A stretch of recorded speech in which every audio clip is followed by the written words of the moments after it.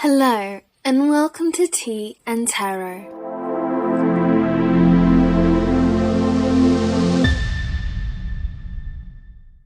I'm your host, Em. In this podcast, we dive into the world of tarot each week, along with a cup of tea. Some weeks we dive into readings, others into the cards themselves, and some we explore learning about tarot. This week, we're excited to start the month of July, and I've pulled some cards for reflection. Before sharing the reading, I wanted to quickly introduce this week's tea. I've prepared myself a calming cup of lavender tea. Lavender tea is the epitome of relaxation in a cup, offering a gentle floral aroma and a calming effect. Its delicate, soothing taste helps melt away stress and tension, making it a favorite bedtime ritual. I adore the subtle hints of lavender that linger with each sip. This tea is a true comfort to the soul. For this month, I have pulled 4 cards for the Messages from the Universe spread. You can learn more about this spread on my blog if you are interested. Alright, let's dive into what's happening in our physical selves this month. The Six of Cups is here, and let me tell you, it's bringing all the nostalgic vibes with it. You know that feeling when you smell something and it instantly transports you back to your childhood? That's the energy we're working with here. This month, your body might be craving some blast from the past experiences. Maybe you've been sitting at a desk too long, and your muscles are yearning for the kind of movement you used to do without thinking. It might be time to dust off that old bicycle in the garage, or maybe hit up the playground and swing like you're 10 years old again. Your body remembers those joys, and it's asking you to reconnect with them. But it's not just about movement. The Six of Cups is also about sensory pleasures. Perhaps you've been eating the same old health foods and your taste buds are staging a rebellion. This could be the perfect time to whip up Grandma's secret recipe. You know, the one that filled the whole house with mouth-watering aromas. Or maybe it's time to indulge in that ice cream flavor you loved as a kid. The key here is to connect with those simple, pure pleasures that made your body feel good. Don't be surprised if you find yourself drawn to old comforts this month. Maybe you'll dig out that soft sweater you haven't worn in years, or you'll suddenly have the urge to build a pillow fort in your living room. Go for it. Your body is asking for a bit of that childlike comfort and security. This card is also big on connections, so don't be shocked if you suddenly bump into an old friend or feel the urge to organize a reunion with your childhood buddies. There's something healing about reconnecting with people who knew you way back when. Remember, the Six of Cups isn't about living in the past. It's about bringing the best parts of your past forward to enrich your present. So this month, listen to what your body is telling you. If it's asking for those simple, joyful experiences from your younger days, go ahead and indulge. Your physical self will thank you for the trip down memory lane. Now, let's jump over to the matters of the heart, because boy, do we have a charmer showing up here. The Knight of Cups is riding in, and he's bringing all the romantic, creative vibes with him. First things first, if you've been thinking about dipping your toes back into the dating pool, or if you've had your eye on a special someone, July is giving you a big, sparkling green light. This night is all about romantic gestures and wearing your heart on a sleeve. So if you've been playing it cool, it might be time to turn up the heat a little. Send that text, plan that date, or finally tell that special someone how you feel. The Knight of Cups is cheering you on from the sidelines. But here's the thing, this night isn't just about romantic love. He's also the poster child for creative inspiration and emotional adventures. So if you've been feeling that creative itch, now's the time to scratch it. Maybe you have a half-finished poem sitting in a journal for months, or a blank canvas giving you the side-eye from the corner of your room. The Knight of Cups is here to say, go for it.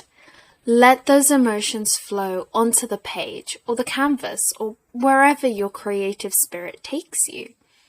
And don't limit yourself to traditional forms of creativity. Maybe for you, it's about jazzing up your Instagram feed with some heartfelt posts or finally starting that podcast you've been dreaming about.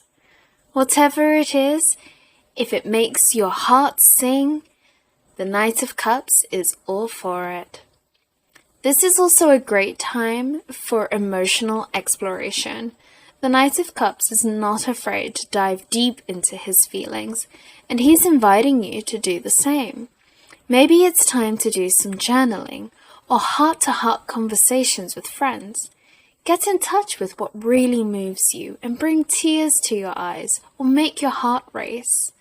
Remember, the Knight of Cups approaches everything with sincerity and open-heartedness. So this month, try to lead with your heart. Be general with your interactions. Express your feelings openly. And don't be afraid to wear your emotions on a sleeve. July is all about embracing the full spectrum of your emotional world, seeing where it takes you. Trust me, with the Knight of Cups as your guide, it's bound to be a beautiful journey. Now let's zoom in on what's happening in that beautiful mind of yours this month. The Queen of Wands is taking center stage, and let me tell you, she is not here to mess around. The Queen is like that friend who always seems to have everything together, confident, charismatic, and ready to take on the world. And guess what? This month, that friend is you. The Queen is here to remind you of your own power and capability. It's time to own it. If you've been second-guessing yourself or playing small, the Queen of Wands is giving you a gentle, or maybe not so gentle, nudge to step into your power. You know that project at work that you've been nervous about leading? Or that family gathering you've been hesitant to organize? Channel this Queen's energy and go for it. She's all about taking charge and getting things done, but with a warmth and enthusiasm that draws people in. But it's not just about leadership in a traditional sense. The Queen of Wands brings a creative, passionate energy to everything she does. So whether you're leading a team at work or just trying to wrangle your kids for a family picnic, approach it with that fiery Wands energy. Get creative with your solutions. Let your passions shine through. And don't be afraid to think outside the box. This is also a great time to let your unique light shine through. The Queen of Wands knows who she is and isn't afraid to show it. So if you've been holding back on expressing your true self, whether that's through your ideas, your style, or your opinions, now's the time to let it all out. Trust me, people will be drawn to your authenticity and enthusiasm like moths to a flame. And speaking of enthusiasm, the Queen of Wands is all about radiating positive energy. You might find that you're the go-to person for motivation this month. Don't be surprised if friends, family, or colleagues start coming to you for pep talks and inspiration. Your energy is contagious, so spread it around. Remember, the Queen of Wands balances her fiery nature with her nurturing side. So as you're conquering your goals, inspiring others, don't forget to take care of yourself and those around you. Use your confidence and charisma to lift others up along with you.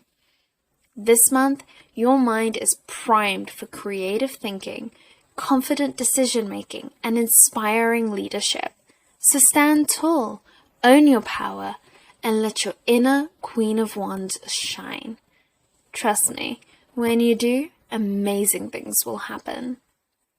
Last but definitely not least, we've got the Three of Swords showing up in the Spirit position, and I know, those piercing swords can look very intimidating. But stick with me here, because this card has some really important messages for us. First off, let's address the elephant in the room. The Three of Swords often points to heartbreak, sorrow, or emotional pain.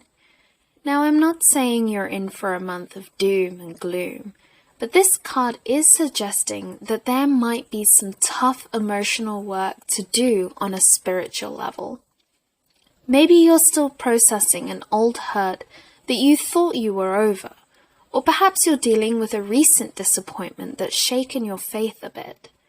Whatever it is, the Three of Swords is here to say, hey, it's okay to feel these feelings. In fact, it's not just okay, it's necessary. You see, sometimes our spirit needs to go through some tough stuff to grow. It's like when you prune a plant. It might seem harsh in the moment, but it leads to healthier, stronger growth in the long run. The Three of Swords is all about that spiritual pruning process. This month, you've been given the space to really face those emotions head on. No more shoving them down or pretending they don't exist.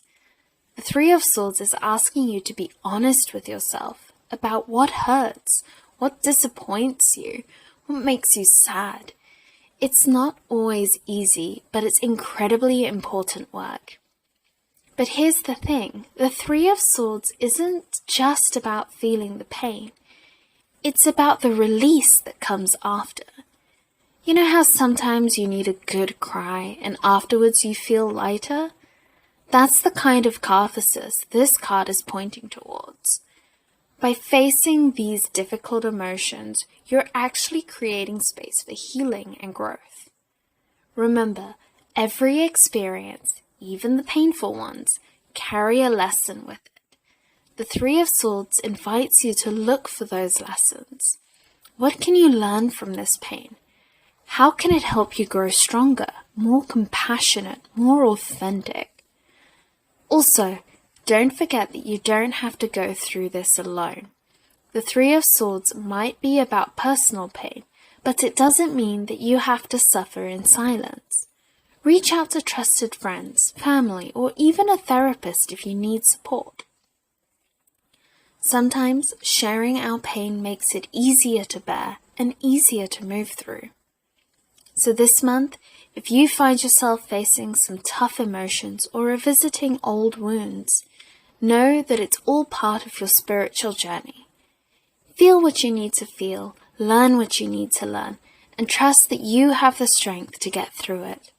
Remember, after the storm comes the rainbow, and your spirit will be stronger for having weathered this. July is serving up a real mixed bag of energies.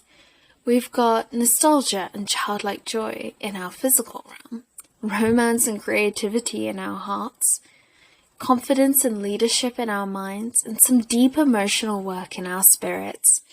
It might feel like a bit of an emotional roller coaster, but remember, you got this. Try to balance the sweet nostalgia with the forward-moving energy. Let that confidence support you as you navigate those emotional challenges. It's all about integration this month. And if it all feels a bit much, remember, take a step back, breathe, and maybe treat yourself to some ice cream. Thank you for joining me on today's episode. If you've enjoyed today's discussion, please do subscribe and find me on social media. I hope to see you again next week. Until then, stay curious, stay grounded, and I'll see you next time.